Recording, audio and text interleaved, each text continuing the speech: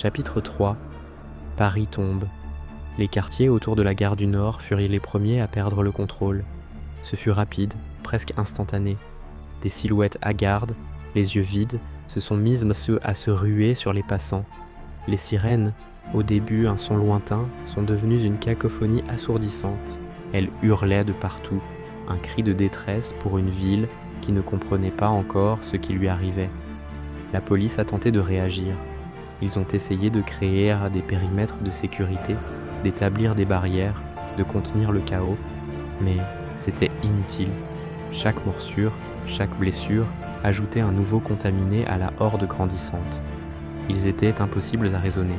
On ne pouvait pas les calmer, pas les négocier. Leur corps fonctionnait encore, oui, mais leur esprit était complètement éteint.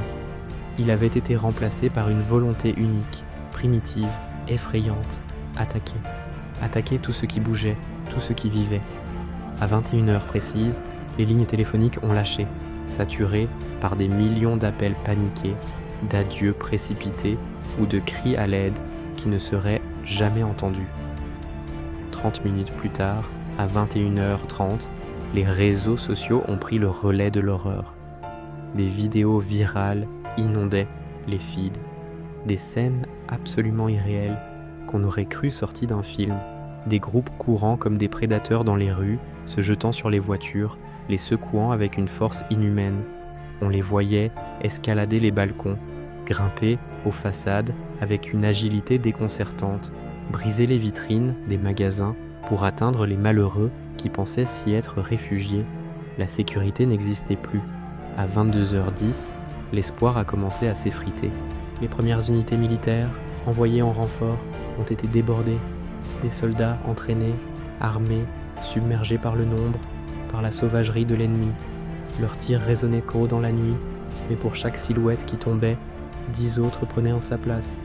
La ligne de défense s'est brisée, et c'est à ce moment-là que la ville lumière a compris. Dans un frisson collectif de terreur pure, Paris a compris qu'elle ne passerait peut-être pas la nuit. Le commencement de la fin était là, et il avait le goût du sang et des cendres. Si vous avez aimé ce chapitre, n'oubliez pas de liker et de vous abonner pour ne pas manquer la suite. Merci d'avoir écouté.